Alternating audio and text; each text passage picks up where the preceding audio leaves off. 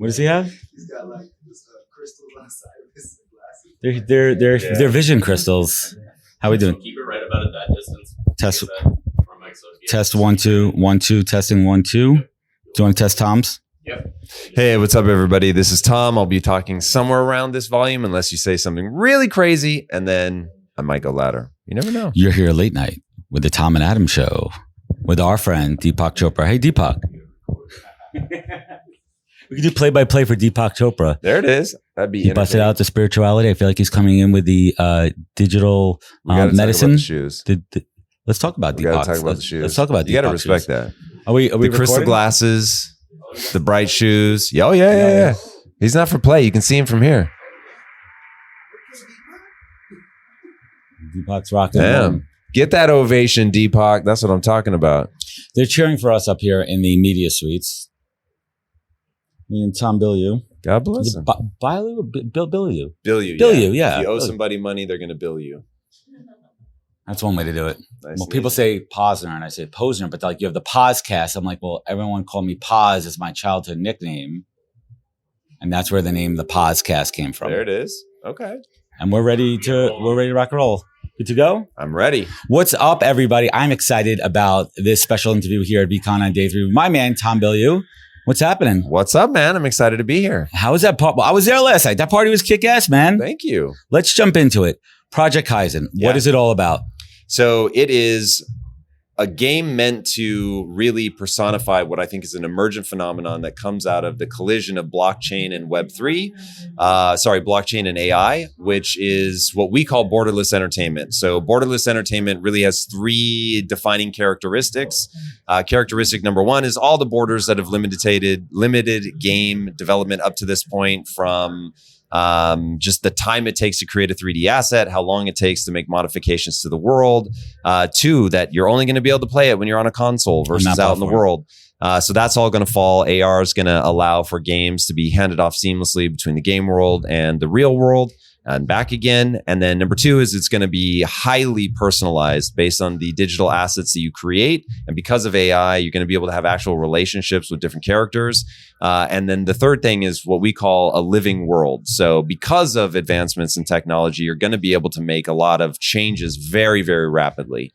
So I'd like to remind people that I speak in its final form. It is not in its final form Where today. we at right now? So right now, phase 1 is already out. So that's the avatar creation engine. I think, and look, this is a very controversial statement whenever I say it, but I think it's the best avatar creation engine out there. So 1, it's built on the back of NFT assets, so you actually own them. 2, we optimize for intercombinability. So most people optimize for I can make it look like me. Right. You're not going to be able to do that well with us yet. We're not there yet. But you can swap out way more unique assets that in other instances would collide. So you'd get a lot of clipping.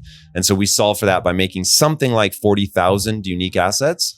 So let's spin it a little bit here. And this is a very complicated, involved project, building out the team here. What has been one of the biggest challenges in moving this project forward? Maybe a stumbling block that you didn't anticipate that potentially caused you to find a solution that is helping innovate moving forward? Well, so the big innovations that we've done have really been around just integrating Web3 into an Unreal Engine environment. So you can treat it as if it were a normal video game avatar engine, but it's all NFTs. So you can mint, unmint, change, remint, go back onto the blockchain, all for free. Tom, we're saying a lot of words here that half my audience is going to understand because they're complete degens and they've been involved in the space for a long And time. half have no idea. And what then I'm my talking mom and dad are going to listen in the car in Boynton Beach, Florida, and they're going to say, what the fuck is Tom talking about? Let's pull it back a little bit. And I don't think everybody, including my mom, needs to know how the sausage is made. Sure. They just need to know how it works. So you look at like Roblox and Fortnite and other games out there. How is that going to be different? How is this going to be different than that? So the big way is AR and AI are really going to change the way that you interact. So when you talk to a character and it has its own personality, it remembers you over time, that it will respond to you differently based on the digital assets that you own. So an easy way for your mom and dad to think about it is based on what you're wearing in the game, the characters in the game will respond differently to you.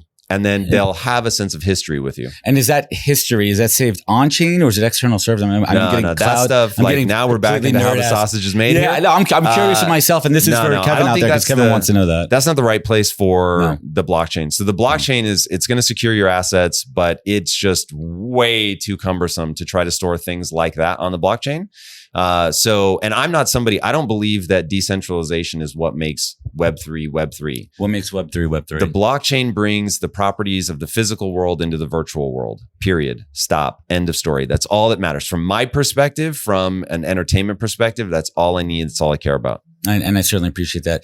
Let's get back to the team here and the Impact Theory Creative Studios. Tell us a little bit about the team and the mission.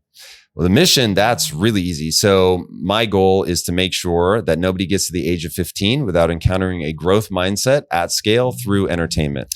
Growth mindset at scale. I mean, in my opinion right now with my kids, I give them enough room to be entertained and some of the shit content out there, but I also want them to be educated. For example, my 11-year-old daughter, Nina, is a TikTok creator and it's not public. It's within her friends. So we keep her safe in that area. I don't have her share it, but it has enabled her and really motivated her. She's an insane video editor. And I think that's the cool stuff that we need to embrace more of. That's crazy, man. At the age of 11, I love that. She edits half my videos. That's amazing. They're really good. It's amazing. You probably hire her. It's really crazy, like how rapidly this stuff changes, and kids now growing up with it really feel far more native in much smaller increments. So before you might get 20 years out of a generation, and within 20 years, you felt like you grew up the same as that person. Just isn't true anymore. I have a 6-year thesis on that may get. Could you tell us in 6 seconds? AI. Yeah, I mean, with AI, you never know, man. And honestly, I think it will be less about time at that point and more about fragmentation. So, like, what fragmentary, rabbit hole are you a part of versus how old are you? We're in mental health. Thank you for sharing that perspective and breaking it down. We're still in Mental Health Month. First of all, it's always been Mental Health Month. I want to talk for a moment about toxicity on the internet and toxicity in Web3, and especially when it comes to the degen mindset and the gambling and the meme coins and the shit coins out there. What's your thoughts and recommendations out there for people to dip their toes in the water, be safe, but not be double mortgaging their house?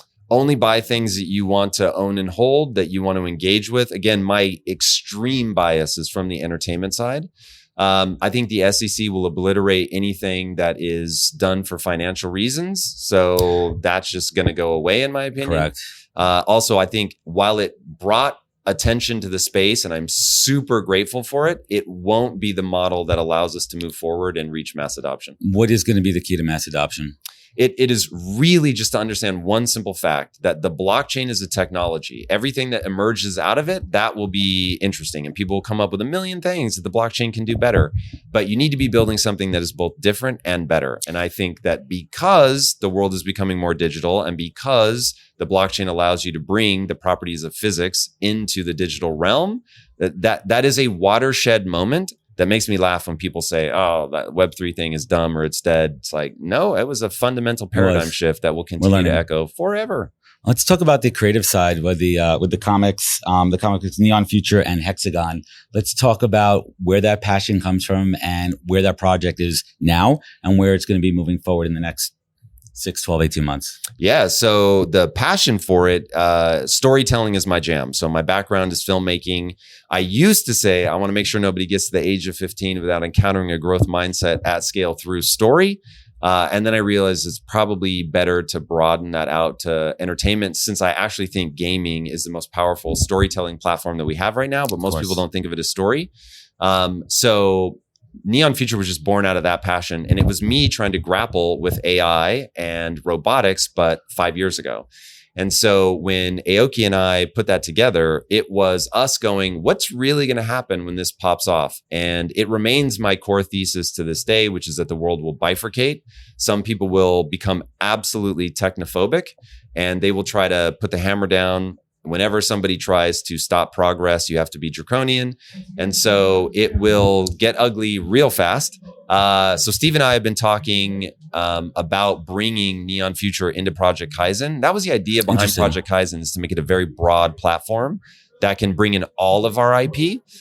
So I'll be surprised if that doesn't happen in 12 months. I will be shocked if it doesn't happen in 18. And what are you rocking on your jacket here? This is Neon Future, baby, made by Dimmock. That was the Steve Aoki's softball, the clothing company. volleyball. Bring it out. Can we get a fit check over here? Yeah. What do we got going on so here? These are all actual images from the comic that Steve had his incredibly talented It's dope. designers put onto actual clothing. It came out really well. Yeah, it's pretty awesome. What keeps you up at night thinking about the Web3 space? The Web3 space, man, it's really that people are barking up the wrong tree with the financial instrument thing. And you're not going to be able to stop it. Movements are movements for a reason, but you really can create confusion. They've already destroyed the branding. They've brought a lot of pain and suffering Big time to a lot of people. But again, I'm grateful for the early energy that came out of that, but it just isn't the path forward. And so for people to try to block other people from coming into the space because they don't think they're pure enough from the Web3 ethos. I mean, whatever. Honestly, I don't lose sleep over that. It is what it is. Just keep building, stay focused on emotional resonance, which is all that ever mattered. The rest will take care of itself. I appreciate it. Before we switch gears, hot take on meme coins, shit coins. What's your hot take? Cop it or drop it? I don't mess with them at all, unless you call ETH a shitcoin, which I suppose some people do. But not my opinion. Not on this for show. Me, I own two things at this point, which are Bitcoin and Ethereum. I'm super curious to see if Chainlink takes off. I really, from a tech perspective, that one makes sense to me. But at last check, they were struggling. So I don't know. Are you messing with ordinals? No, I literally know almost nothing about them. I'm starting to dip my toes into understanding. And I say something cool. Let's talk about growth mindset for a moment. And I'm going to talk about this when I chat with Gary later. I interviewed Gary 2 days before VFriends 1 launched.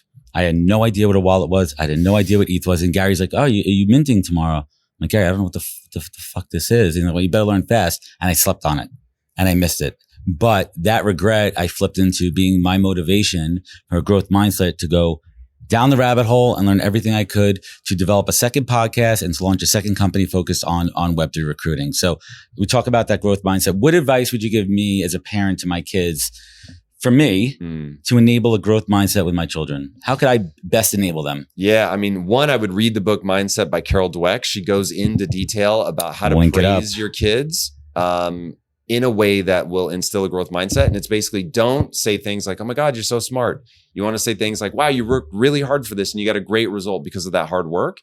And that, because what ends up happening is kids who view themselves as smart, the second anything challenges that they're smart, they back off. But if you build their self-esteem around being a hard worker, when they hit a harder puzzle, they're like, oh man, I'm really going to show my parents that I'm a hard worker now. And obviously that's better in the long run. It's a tough balancing act because my daughter is I don't want to use her perfectionist, but she really strives to do the best on her tests and everything. And she may get like a 9 out of 10 and she gets really hard on herself. I'm like, Nina, that's amazing. That's 90%. That's great. You don't have to, I mean, it's two sides, right? Participation trophies and striving for perfection. There has to be a middle ground. I'll give you an example from the world of health. So there's this book written called Spark. And it talked about how he thinks the right way to grade a kid in track and field, let's say, if you're doing that section, not on how fast they finished the mile, but what was their average heart rate? Because if you've got a kid who's like 180 beats per minute, like he's killing himself. Yeah. So it's like, if he maintains that, you know, like he's really digging deep. He's pushing, he's doing his best. If you've got somebody that finishes it super fast, but their heart rate was like 102, it's like they're not working nearly as hard. And so instead of rewarding somebody sort of for the overall genetics or how hard they work outside of the class, it's like, how hard are they working in that race? That is a fantastic perspective. And all my friends who have kids out there who are going to listen to this and everyone else out there with kids, let that one sink in, play it back a couple of times and try to put that into practice. So let's switch gears before we bring it home here. And my impact theory is the first NFT I ever bought. I showed you that before. Yes, you did. Thank you, by the way. And thank you for building a community. And it's gone through some tough times and you were very open and honest. And you said to your community, I'm here to support you. If you don't want to be part of that, we could figure this out. Was that hard for you to do or did that just come second nature? Yeah, honestly. So when I got into this, I was like, this is a product. So I don't see this as a financial instrument. If you're not happy with the product, I'll give your money back. So we did that twice. Helped us really clean up the community. We even paid the gas. Was there a percentage? I don't know if you're open to sharing. Was there a percentage of how many people returned I actually it? don't know the percent, but it's less than 30, almost certainly. That's about what I would guess, because there's definitely people that were speculating. Then you have the people that are really vested into it and they're in it for the long term. What could I expect next from I don't really like the word utility. I mean, I guess we could play around with utility. I think it's a buzzword a little bit, but value, access. What am I going to get in the future? What am I going to be open to? What am I going to have along with my relentless? Yeah. So our thing is we are constantly looking for new ways to give cool things to the key holders. So right now, the vast majority of our focus is on Kyzen and Mary mods. And so for people that have those and have keys, the keys end up giving you extra benefits. So we just did a big drop for our key holders for Project Kyzen. So they were the first ones in, got a bunch of free assets. We've got some more stuff cooking for you guys each phase. So yeah, we will and every aspect of what we do in the company, we're always looking for ways to reward holders. And I love it. And please keep setting the example of the right way to do projects, Tom and team there. So let's bring it in a little bit different direction. I've been consuming your content for a long time. It speaks to me. It's authentic. It's deep when it needs to be, but it's also digestible. You could take it all in. I love your relationship with your wife. I love how you and Lisa go out there and you talk about the hard times, how you work through it. And I'm going to post this on my socials later when we air it, but this is a picture, if I could get it to access. The 9 lessons we learned over 17 years. I'm going to go through a couple of them real quick and just give us a hot take. Number 1, have sex often. Facts. And babe, when I get home Sunday night, I love you. Yeah, no, man, I think it's really important. And you can very quickly, there's something called bed death in a relationship where you're still together, maybe you're raising kids, but you're not having sex anymore. And it really changes not only the dynamic of the relationship, but nature has optimized this whole sequence and sex releases certain neurochemicals. Stress relief, but it's also bonding. And so if you really want to feel connected to somebody, if you're not having a romantic partner, obviously, and you're not having sex, you are missing out on the massive amount of neurochemistry that's going to keep you feeling deeply connected to that person. Something that's interesting, what do you call it, pillow talk? Like after, there's very open and honest conversations. Chemically speaking, can you speak to that? Have you done any research of like why those conversations right after the end of sex, when sex is completed, what is it in the chemical neurons that just open up really vulnerable conversations? Yeah, so two of the hormones that pump post-orgasm are oxytocin and vasopressin, and these are the bonding hormones. So you feel more trust and you feel connected to that person. So you're far more likely to be open to a deeper communication because you feel trusting, because you feel warm and connected. It's just look, there are some conversations you don't necessarily want to start right after you just had sex. But let me tell you what's happening in the bank accounts in the car right there. Exactly. This would be one I'd avoid. The boiler's broken. I don't need to hear that right now. Which leads us to communicates obsessively. This is critical. Every time I see our friends' relationships fail, it comes down to a lack of communication. It seems obvious, but what? Just go back to what we were saying before. This paralysis of being in this comfort zone, or like falling back on bad habits after a long period of time together. I think where communication breaks down is that people don't define words, so they think they mean the same thing, but they really don't. And then the other one is most people don't understand themselves. And so if you don't understand yourself and you're like yelling at this person and saying like, I've told you this 100 times, in those moments, I will always ask my wife, say what you mean in a single sentence without any commas or run-ons or parentheticals. And usually when somebody is at their most frustrated that the other person isn't getting it, is because they can't explain their own thought succinctly. My wife has said that to me a number of times. Be honest, especially when it's hard. Hard conversations are tough. Yes. Right? You don't want to hurt somebody, but radical candor in a relationship, especially after a long period of time, is key. I want to run through these pretty quickly. Tip to being honest. Yeah. So say what you mean what you say. And even when it hurts and it's going to cause friction in the short run, it will pay off in the long run. And the reason is that you can trust each other because you actually know what's going on. There is nothing worse than not knowing. Is my partner just saying that because they wanted to avoid a fight, or do they really mean it? And so it's 1,000 little things. It's, does this shirt look good? And when the answer is no, you say no. But what about when she's like, does this make me look fat? You have to tell her. Yeah. If it makes her look fat, you really do have to tell her. No, you have to, because then she goes out. She asked. She goes out and then like she just does it feel comfortable? And like, why don't you just tell me it didn't? Look good? Why does this color not match? Just that these boots don't work. Like, be honest. This is one I will tell you, you will reap benefits. The reason that I'm always honest with my wife about something like that, where I get it, she's being completely vulnerable, is because when she's 85 and a bag of wrinkles, and I look over her and I say, "You look beautiful right now," she'll know it's true because I told her a dozen times throughout our marriage when it ruined an evening. I'm getting a little goosebumps from that answer. He's dead right with that one. Absolutely, because it's over the long term. That is awesome. I want to get through these real quick. Be a good leader and be a good follower. Yeah, so this is really important. And I do think men and women play roles, and I think you have to understand what those roles are. But at the same time, you want to be in a relationship with somebody that you have to quote unquote contend with, that they are formidable. They match your intellect. And so they're going to know some things better than you, and you're going to know some things better than them. And so when you're the right person to lead, they should snap into following. And when they're the right person to lead, you should snap into following. Forgive mistakes fast. This is a tough one because there's obviously different levels of mistakes. My wife and I have a thing that we really, really hold close is do our best to not go to bed angry with each other.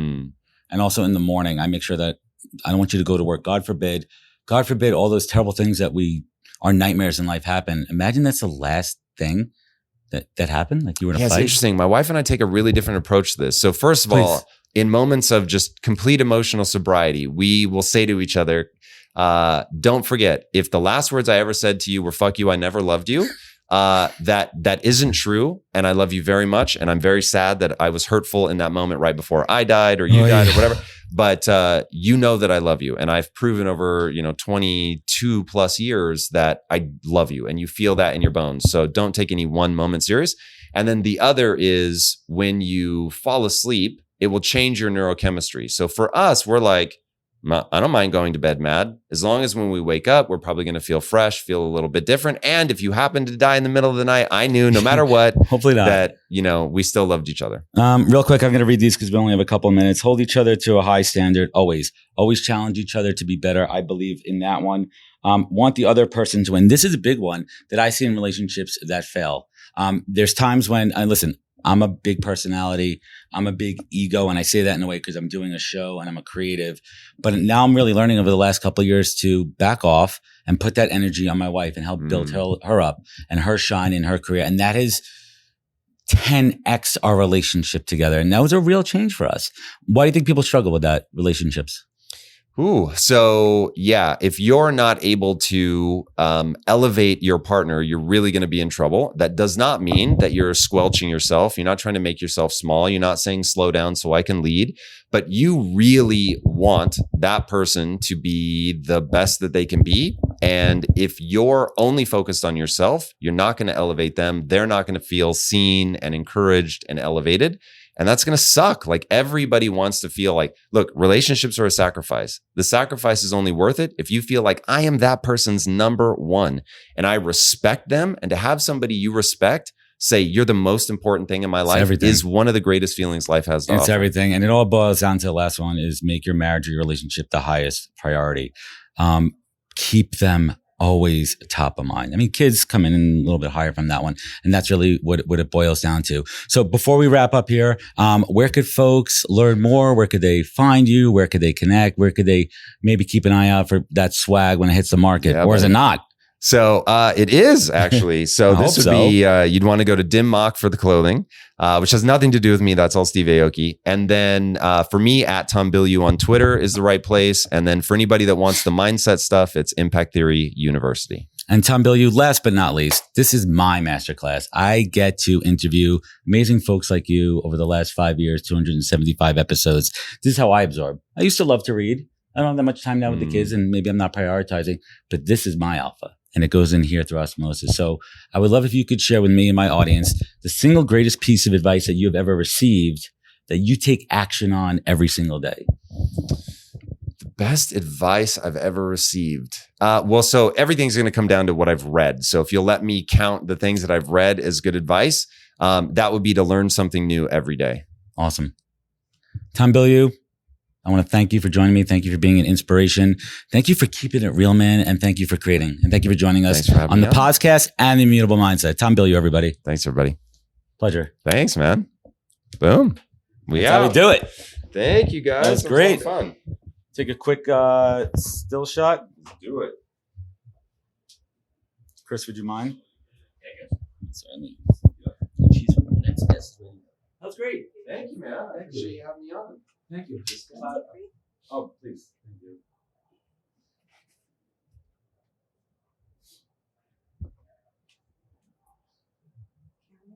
You guys are awesome. You're a great team. That I will agree. You really are responsive and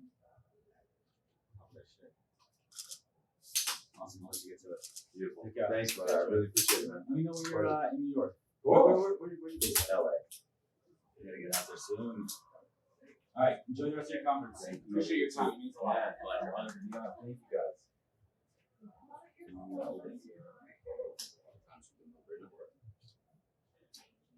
Thank you.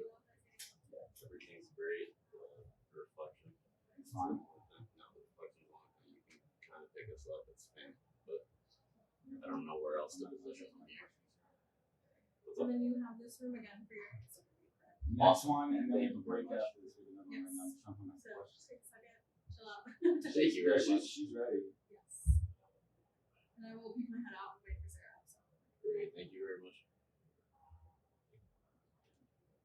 Do y'all need anything right now that I could go run and grab for you? Oh no, I'm alright for right now. Did you get some Advil by chance anywhere?